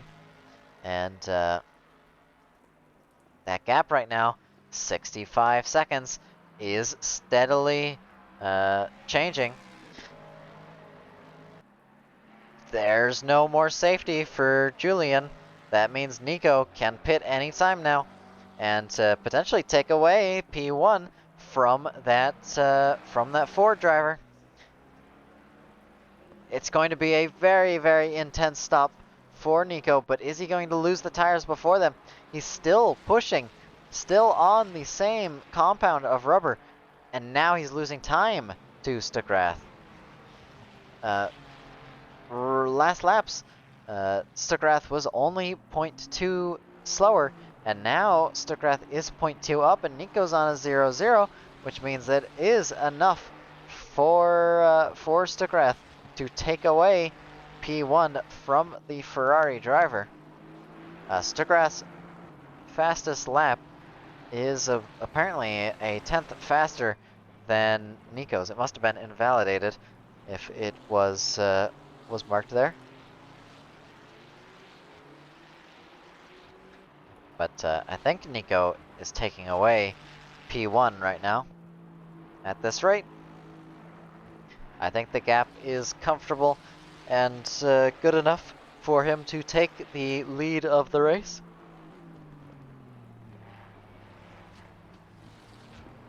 But that's not necessarily going to stay that way. Nico is down nearly a second of lap time, which means all the more pressure for when he wants to pit and when it is the right time to do so. Lily, what's your thoughts on everything going on right now? It's very close. I've just been looking at the lap times. Julian last time round personal best 46.4, opposed to Nico's 46.6. They're really on the limit here. Yeah, and Nico did his personal best last lap. Julian did his personal best last lap. So both of them are setting their fastest pace of the race. Nico's going to cross the line. He's going to be a little bit off of his pace. Julian's going to cross the line a little bit later, and he's going to be on his pace, which means Nico is officially losing time. He was gaining time originally, and if he doesn't realize this sooner than later, he's going to be in trouble. He could have made a nice clean pit stop, taken that position, but now he might lose that margin of error, might lose that chance to make such an easy overtake. And that means we're going to have a proper battle for P1, just like we had before. And Stuckrath has already proven he can hold off Nico for a little while. It's not necessarily in Nico's favor to be behind. Much as he will have fresher rubber, he's going to have to make that move. And with decreasing water, that means that it's all the more in favor of the Ford with those heavy tires. Those heavy, the heavy frame of the Ford pushes a lot of weight down onto the tires, makes it better for clearing small bits of water, as opposed to the Ferrari, where that speed and agility can cause it to skip over puddles and the like. In these conditions, the Ferrari is certainly going to struggle a little bit more than the Ford is, but the Ford is going to be a much harder car to extract pace out of. So it's about what risk you want to take.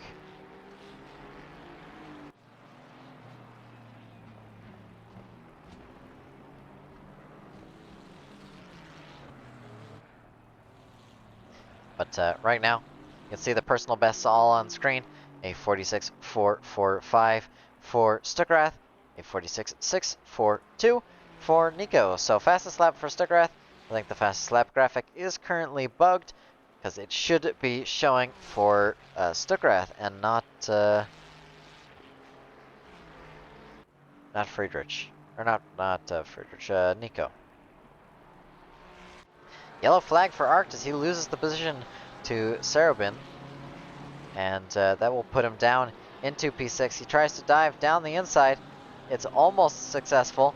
The Ferrari holds it around the outside.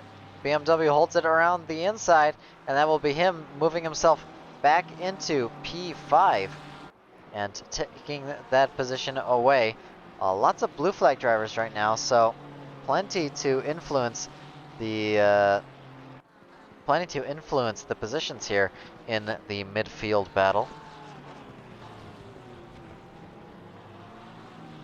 And they will play influence. I believe that is either Thondir or Curie getting overtaken. They're both in the same Fox Hunt Porsche. Same livery, same team. Nico still not in the pit lane just yet. We're watching to see when he decides that he wants to pit, because that will be his mandatory pit stop. And he will absolutely need to pit sooner than later. It's costing him lap time by this point, and Stuckrath's going to be all the more happy for him to stay out a longer period of time in that Ferrari as he goes through. I think that is the final corner, and chooses not to go into the pit lane again, staying out, still staying out in the Ferrari, not making that move. Kiri is going to fight with Vova for P17. Vova was P6 at the start, so Vova has dropped back significantly. I wonder if incidents have influenced that. Kiri goes off the track and loses a position to Viper.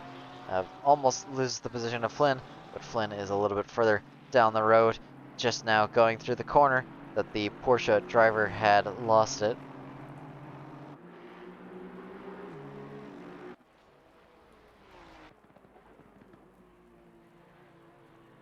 And quite close for Joe and Dreg right now.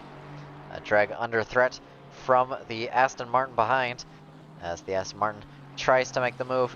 Not close enough just yet, but will close in on the exit of the corner with a good launch. Tries to fake the move down the inside for the sweeping right-hander.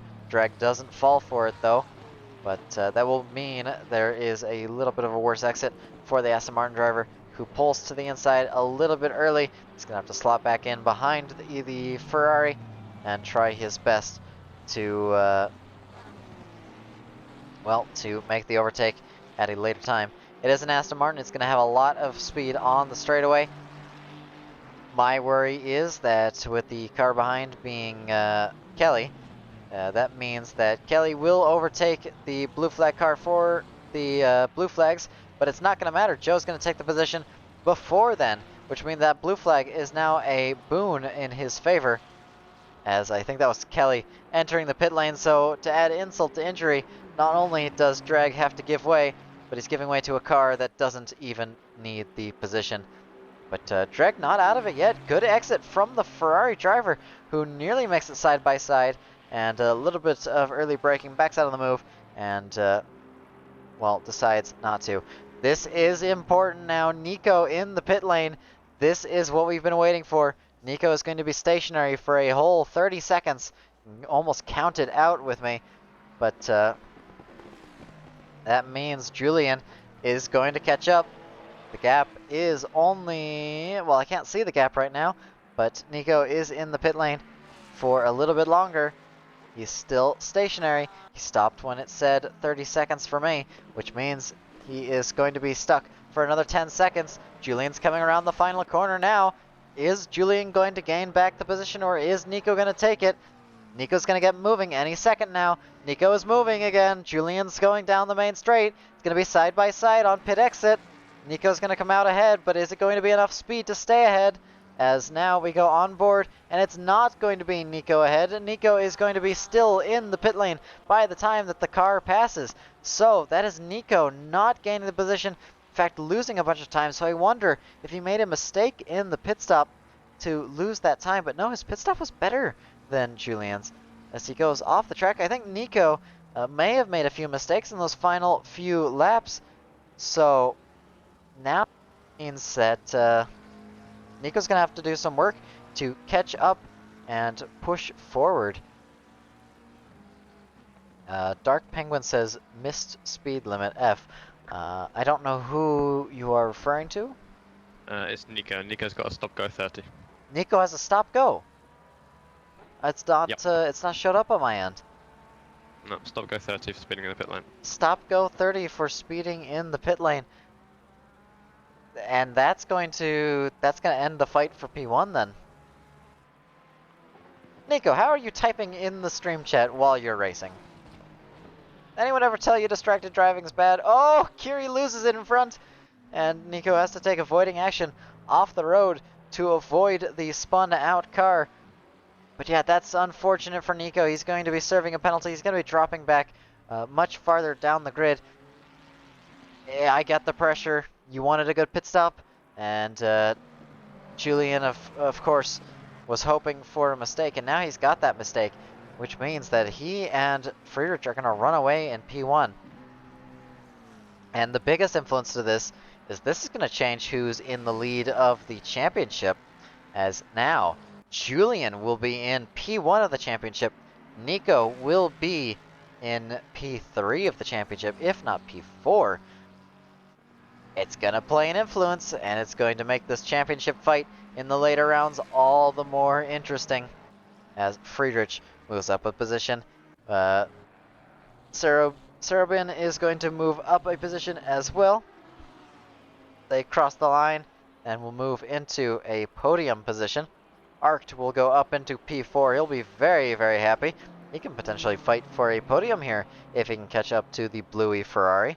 Andrew in P6 is going to move up into P5, taking that position away from Nico. And how soon until Nico gets moving as Andrew passes? Now that might be Kevin passing as well, as Kevin, not that far behind, is potentially going to make the move. And yes, they are going to gain the position. So is Ollie. So is Kelly. I think if my memory serves me right.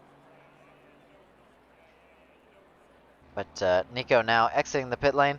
Kelly going to be very, very close on pit exit. It's another pit exit battle for the Ferrari driver, as Nico exiting the pit lane is going to get passed by Kelly. But that means that Nico's going to have to catch up and pass quite a few drivers. Elijah, the last driver to make the move just before Nico gets up into racing speed, and he's going to be very, very frustrated about that, no doubt. And that's going to cost him quite a bit of time, as he does make the move nice and quickly. So it's not as costly as it could have been. Yeah, you still shouldn't be typing while you're in the pit stop. I don't know. I always focus on the time gaps to the cars around me whenever I'm in a pit stop. It's nice to know where you are going to exit. And in Nico's case, I have no doubts that he was calculating whether or not Julian would exit near him or not.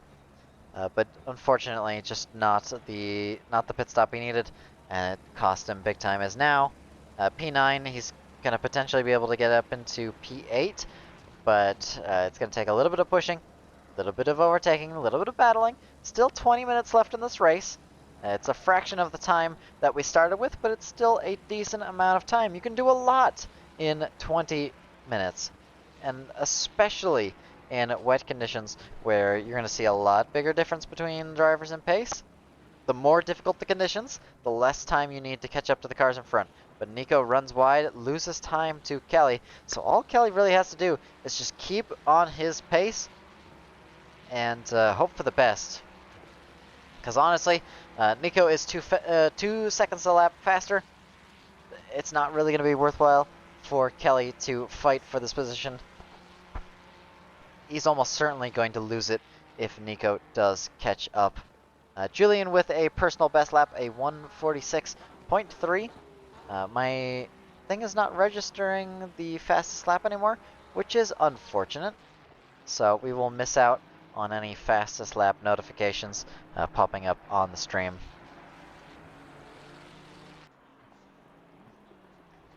But Nico and Kelly both running very similar liveries. They are not teammates as far as I am aware. Kelly is a Italian stallion, but the fake Italian stallions. Now, the not real Italian stallions, as I would say. And Nico, I don't believe, has a teammate. But with... you are resigning from the season, are you not, Lily? I am. Which does mean that potentially I could see Nico and Kelly teaming up. Similar liveries, same car. Kelly always finds a way to team up with fast drivers. So, it would make sense for those two to pair up. But we're just going to stay on board with Nico. He is closing in on the Ferrari in front. Kelly now has less than a second of a gap to Nico behind. I really don't imagine these two are going to fight very hard. It's either going to be Kelly giving way or Kelly not defending.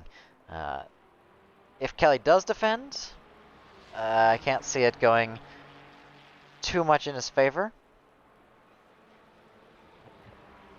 But there's always the chance. And Kelly on the inside line is just going to give way. So yeah, Kelly giving way, making the very wise decision not to fight, not to lose time. And for his efforts, he only loses a couple tenths of a second. So proving yet again that not every fight is worthwhile to fight. Is there any other DS RT drivers on the grid? I've just been informed Nico is actually in a team, DRST, using the DRS team. What does DRST stand for? Dutch Sim Racing Team. Oh, Dutch Sim Racing Team. Yeah, does he have a teammate on the grid in Phoenix Simsport or no? I don't think so. I might be wrong. Kelly, become Dutch and be his teammate. That's like the logical move there, I think. Of course, we have drivers from all over the world on the Phoenix grid. We've had Americans win the seasons. We've had, I think GOVEE is Portuguese, if I'm not mistaken.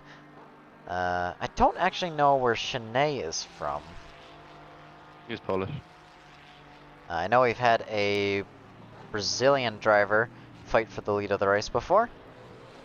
All sorts of different locations and countries, all grouped up into one unified racing series, and that is the Phoenix Simsport ACC World Challenge. Gaps have definitely spread out. It's not like we saw only an hour prior, where gaps were nice and close. Drivers were all fighting for positions. Right now, the fights are all relegated down into P15, P17, and P19. Dreg under threat from Viper behind, Anthony under threat from Vova behind, and Webby under threat from Ivanov behind. We'll keep an eye on the gaps, but it has sort of settled out and smoothened into what the finishing order should stay. Of course, that isn't counting the fact that there are penalties. As ignore the red on the left side of the screen. That is just a bunch of drivers getting moved around and shuffled by a driver temporarily disconnecting and then reconnecting. Nico is currently improving his fastest lap, so if he holds on to that pace, he will set the fastest lap of the race, nab himself at least a fastest lap. Yeah, in these conditions, Konos, plenty of drivers are just going to go straight through the corner. I don't blame them. They're difficult conditions. And, I mean, it's not the easiest thing to keep these cars pointed the right direction. Nico with a 1:45.945. That is the only lap in the 45 so far. Vova trying to make his way by the Porsche just in front of him. Porsche under threat. I think the Porsche actually made the move on Vova only a few moments prior. So we didn't miss that, but now Vova is going around the outside through the hairpin. He's going to hold it around the outside, but is going to lose it on the very exit of the corner.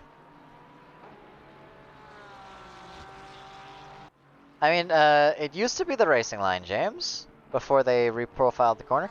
Yellow flag for Kelly as he spins off the road, and that looks like the exact same spot as the other Ferrari. Nico lost it in the same exact position as Kelly, as Webby losing the position to Ivanov, Vova gaining the position on Anthony, so plenty of things going down right now, and that is Webby dropping down a place. We'll see if we can't capture it with the instant replay, but we might be a little bit too late. No, we are not too late. So this will be the move Ivanov made on Webby, and it's just going to be a late braking maneuver from the Lamborghini driver into the penultimate corner, and heavy braking from him is going to send him down the inside, running all the way out onto the curb, and a beautiful move from him to take P14. Decent points, and Ollie is also closing in on the back end of the driver. We'll wait for the replay to end, and there we are. Ollie also closing in on another driver. We'll be making good progress, closing in on Rivera up in front. So Rivera under threat, not the safest of positions for the Ferrari driver. Ollie, of course, has shown some fantastic pace this race, and well, this is no exception, as now he is trying his best to turn his P7 into a P8. This opens an opportunity for Nico as well. If these two fight, they are going to lose time, and Nico could get up into P6. Unfortunately, Nico may receive a penalty, if I'm not mistaken. One of the drivers did make a dive down the inside and collected a few drivers, and that was one of the top 3. So they're all going to be a little bit closer than they actually appear after the penalties. Of course, penalties last week nearly changed the decision of the race victor. Thankfully, penalties did not impact the race victory, but they very nearly did, with well, Nico receiving a penalty for spinning out a blue flag driver, but the decision was lenient enough that he did not, in fact, lose that position.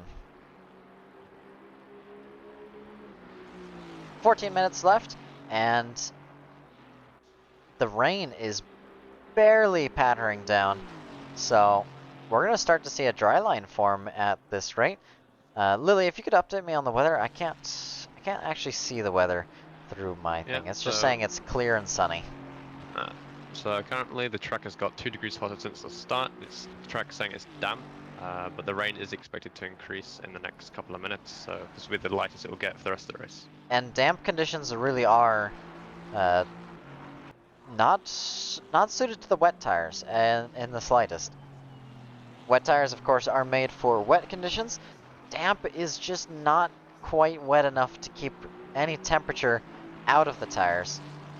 And it's an odd thing to say, but just a dry track, you way overheat the wet tires, whereas your dry tires will stay nice and cold, if not a little bit toasty.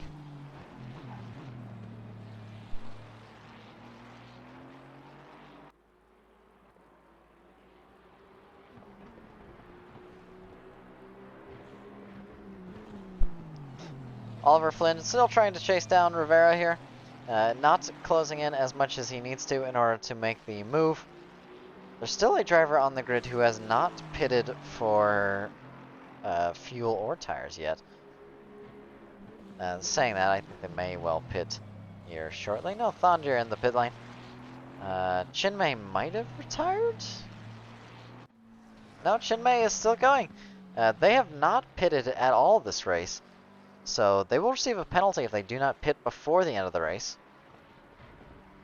This would be the time to pit and stick on dry tires if I were them. Dry tire conditions, of course, damp. Not quite dry tires, but not quite wet tire conditions. So it's sort of a mix between both of them. Pick your poison. Either have cold tires that are slippery, or hot tires that are ready to burst. And I think I will always check the cold tires in conditions like this. But it also depends on whether or not it's going to rain again. Like, if it is just a sprinkle of rain, but then you get a huge thunderstorm, you're obviously not going to put on dry tires for a thunderstorm. So you're going to have to go with the wet tires for the future conditions. Apologies if you can hear my dog in the background. She is barking at the door. Can't quite do anything about that. And 10 minutes left in the race is not a huge amount of time. She should stop. Always finds an excuse to bark at anything. I think a lot of people with dogs can relate. At least smaller dogs.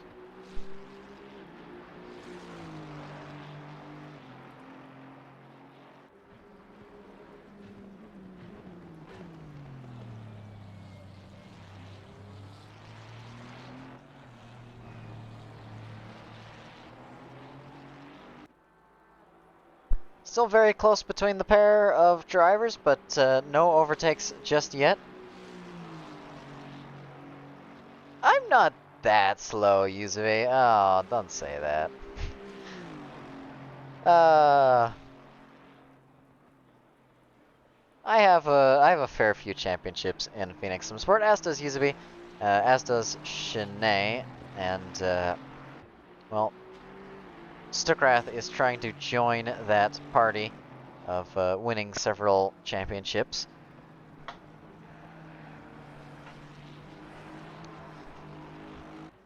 But, oh, and that is Rivera off the track, and that'll be Flynn gaining that position without needing to put in any extra effort. He will just move up into, I believe, P6 now, so you will be very, very happy about that. Rivera will be upset as they move down into P8, but it looks like P8 is where they will stay, so not losing any more than that.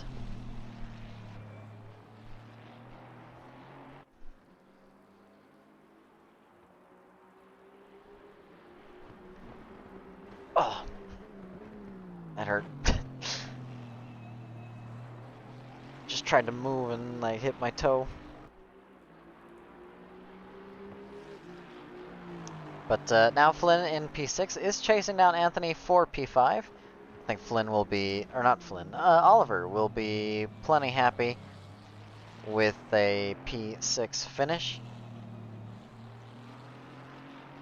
I know he has always fought towards the midfield, so it's a wonderful performance from him if you look at his past racing results. But for this race, he can certainly move forward a little bit more.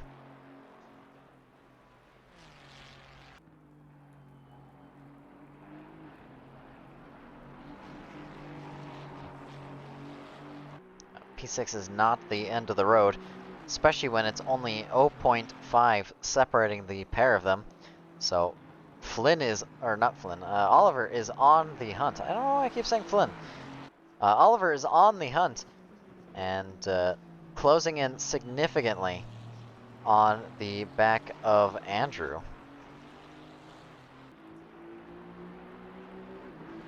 And 0.2 of a second, almost 0.1 of a second.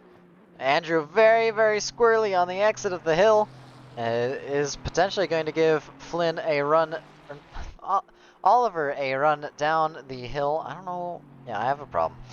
0.1 of a second now as they go through the fast right-hander. Oliver's going to have to lose a little bit of time there, suffocating, trying his best to make up that position. Still 7 minutes left in the race. That's about 5 to 6 laps of racing, depending on where the leader is. And right now, the leader is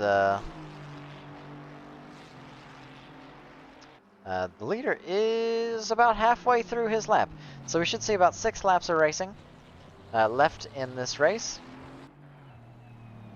which does mean that is only 6 opportunities down the straightaway and 6 opportunities through some of the prime corners for overtaking. And I don't know if you see it in the background there, But as Oliver Flynn makes the move on Andrew, Nico is looming behind the pair of them. And that could be Nico up into P5 if the two are not careful about how much they fight. As now bumper to bumper, and it's going to be Andrew shoving Oliver off the track and spinning them out. And it's going to be Nico up a position. Andrew, I think, just miscalculated how much speed that they could carry in and out of the corner, because they just they hit into the back of Oliver and just spun them out. Oliver made the move into T1, fair and square, and by that point it's his move to make. Oliver didn't have to leave any space, and Andrew just drives into the back of them, pushes them around, and well, that leaves Suffocating very stranded at the first corner. Trying to get back up to speed after a spin is never a fun ordeal. And Andrew Taggart, very, very close behind Keppers in P12. Nico is also closing in on Andrew in P5. Two different Andrews. Taggart and the number 84, whose last name I don't even dare trying to pronounce. And that is going to be Nico making the move down the inside. A big mistake from Andrew. He's going to lose them the position. Whether or not the other Andrew will make a mistake is to be seen, as Andrew is right on the back of Keppers for P12. 5 minutes left to go, so not a huge amount of time left to make this move. It's going to have to be a little bit more of a send than otherwise would be. Of course, you can't really afford to wait for a mistake when the racing is so close to the end. You can afford to be patient early on, but later on in the race, when there's not that time, you just don't have the buffer to wait for that mistake. And it's going to play impact here as both drivers go way over the curb, still within track limits. Track limits that are, of course, very generous for cutting over those curbs. It is the racing line that, well, the esport line that drivers take. And 0.4, 0.3, 0.2 maybe as we exit the final corner for one of the final times this race.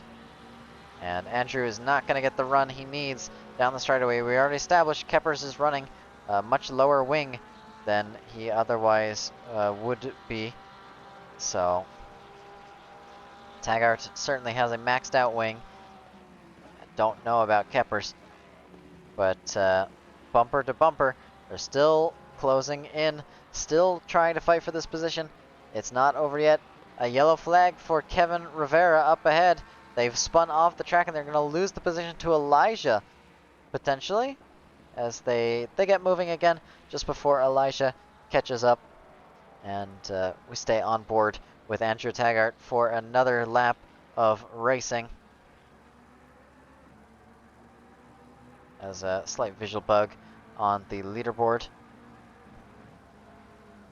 But Andrew is still right behind, trying to make the move in any way he can, but it's just not close enough, not yet.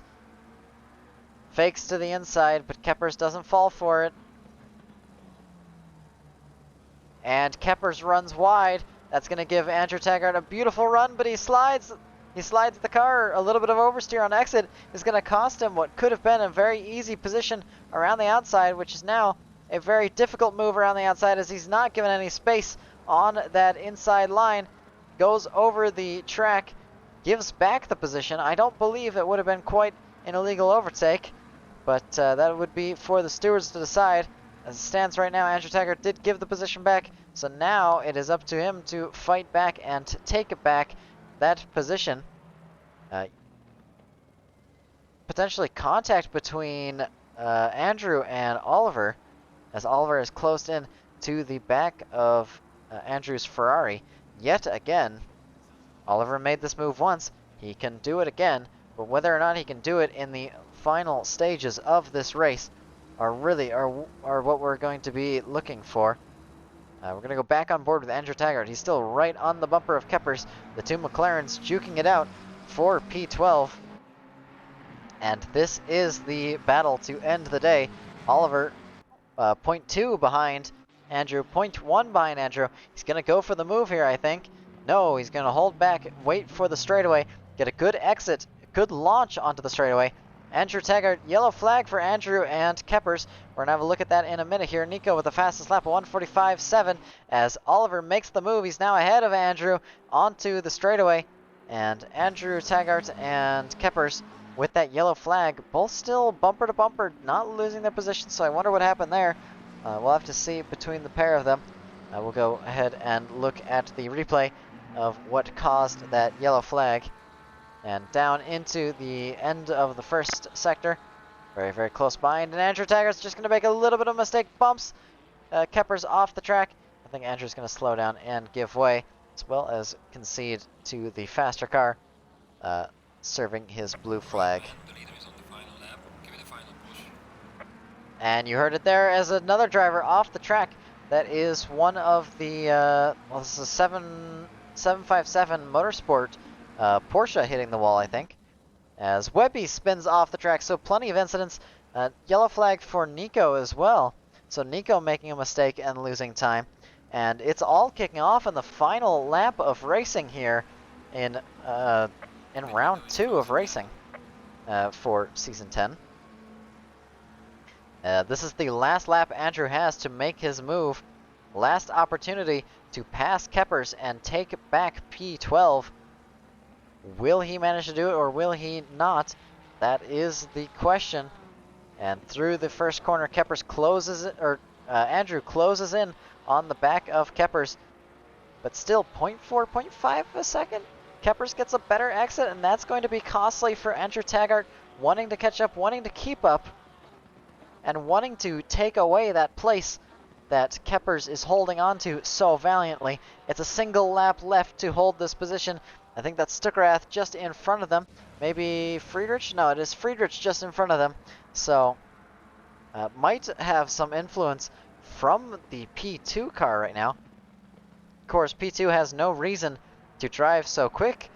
And I think Keppers is learning that the hard way. But it's action all the way to the end of the race. Andrew Taggart trying his best to overtake fourth position on this final lap. He could potentially gain the position with penalties, but I don't know that they were involved in anything. I think it is just down to who is in front when they cross the line. And Andrew Taggart making a good launch out of that chicane. It's going to be very, very close between the pair of them. He could go for a dive into this penultimate corner, and it looks like that's exactly what that's what Keppers is worried about. Andrew tries to sweep around the outside. Keppers off the track. It's going to be costly for him. Side by side through the final corner. Andrew gets squeezed to the inside. It's going to be side by side across the line. It's a better exit for Keppers, who holds onto his position and just barely snatches away P12. And across the line, it is Andrew Taggart taking P13. Keppers in P12. We're going to go on board with our leader, Julian Stuckrath, takes the win of the Italian Grand Prix, winning for Imola. Lucas Friedrich, his teammate, in P2, and Serbun, I don't know how to pronounce your last name. Do tell me after the race how to pronounce your last name. But a wonderful result for the Bluey team today. Arc taking P4, he'll no doubt be very happy about that. Nico in P5 is going to be quite happy with that recovery drive. He'll be a little bit upset that he did not manage to get the position in the end of the day. That was a big mistake with the pit stops, and it cost him dearly. Oliver crosses the line in P6, Andrew in P7. Rivera is still fighting with Elijah for P8. But I believe this fight is well and truly decided as Rivera crosses the line and takes P8. Elijah into P9. Kelly takes P10. Coco in P11. Keppers P12 after a beautiful fight with Andrew Taggart. And Andrew Taggart, of course, P13. Webby in P14, Vova P15, Anthony P16, Joe Viper P17 showing us some lovely donuts with his friend Oliver suffocating. They have right to celebrate today, that's for sure. Oliver Flynn in P18. This is Oliver Flynn? No, Oliver Flynn has left the server. Dreg in P19, Jake Spinner in P20, and Kelly showing us a little bit of a spin. Chinmay in P21, and Anthony Kelly in P22. I believe all other drivers retired from the race, so they will not score points for today. Well, outside of the top 20, so they will not score points anyways. But what a wonderful race, and another race weekend to remember as let's see if we can't get rid of the HUD here and see our race winner, Julian Stuckrath, as he sits in the pit lane and, well, I'm sure waits for the race to end. But what a race, and what a drive from the drivers today. Plenty of action back and forth, and down to the end of the race, even, we had a fight for position that came down to the wire. But this is Stuckrath into the lead of the championship. Friedrich taking P2 in the championship, I do believe, and Nico being demoted down to potentially P3 in the championship. So it's going to be a tough fight from here. These three are still going to go at it, and our next race that we have to go to is... I should know this off the top of my head. Where's the calendar? Where is the calendar? I don't know where the calendar is. We're racing Donington next week. So we'll be racing Donington Park for 60 minutes, and it's our first night race of the season. So I hope you'll join us for that. And with that, you all have a wonderful day, and we'll see you next week, same time, same place.